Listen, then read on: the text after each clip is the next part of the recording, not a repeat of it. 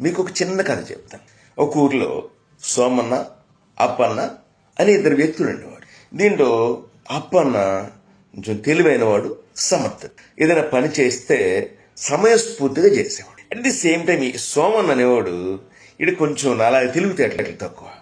అప్పన్న ఏం చేస్తే దాన్ని ఫాలో అవడమే ఈడి పని. సరే ఒక్కరోజు కొంతకాలం పోయింది. ఓ రోజు అప్పనకి ఇంటి దగ్గర ఏదో కొంచెం చిరాకులు వచ్చి ఎందుకు వచ్చిన గొడవ అని చెప్పి తపస్సు చేసుకుందామని దగ్గరలో ఉన్న అడవికి వెళ్ళిపోయి అక్కడ తపస్సు చేసుకుంటున్నాడు. 1-2 రోజుల తర్వాత నెమ్మదిగా సోమన్న కూడా విషయం తెలిసింది.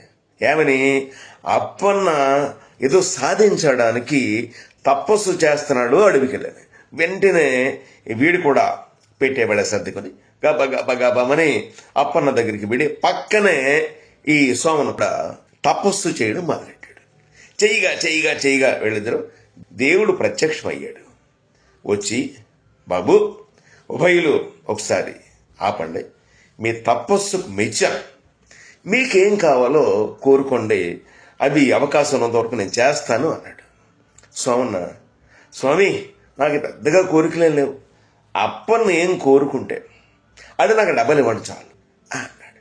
అదేం కోరికయ్యా, నీకు అవసరం లేదు, నువ్వు కోరుకో, అప్పన్న కూడా నీకెందుకంటే, లేదు స్వామి అలాగే కానిచ్చేయండి సార్ అన్నాడు.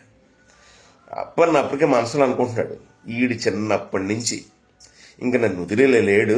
పాత సామెత ఉంటుంది, రామేశ్వరం వెళ్ళిన శనియాశ్రం వదిలేలేదని. ఈడు నా జీవితంలో ఇంక వదిలేలేడు, వీడికి సరైన ఒక పనిష్మెంట్ ఇవ్వాలి, ఇంకా పొద్దుపోయింది నా తపశక్తి అంతానని.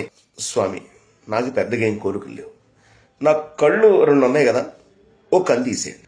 దేవుడు, అదేటయ్యా ఎంత కష్టపడి నువ్వు తపస్సు చేసింది, నీ కన్ను తీసేసుకోవడానికా అని అడిగాడు. అవును స్వామి, నాకు ఓడిపోతే ఆడికి 2 పోతే, దరిద్రం వదిలిపోతే, చిన్నప్పటి నుంచి ఈడు పోరు పడలేకపోతున్నాను అన్నాడు. వెంటనే సోమన్న ఆడికి జ్ఞానోదయమైంది, ఆడు తప్పేంటి ఆడికి అర్థమైంది. వెంటనే ఒరే పొరపాటైందిరా, ఈసారి నన్ను బతికించారా అన్నాడు. స్వామి నాకేం వద్దు, నాకు ప్రశాంతమైన జీవితం కావాలి, ఉన్నంతకాలం ఆనందంగా బ్రతకాలి అని అప్పని కోరుకున్నాడు. సోమన్న కూడా మరి వీడికి కొంత జ్ఞానోదయం అయింది కదా, తను కూడా అదే కోరుకున్నాడు. ప్రశాంతంగా జీవించడం కంటే అంతకంటే పెద్ద కోరికలు కోరేసుకుంటే ఏం ప్రయోజనం ఉండదు.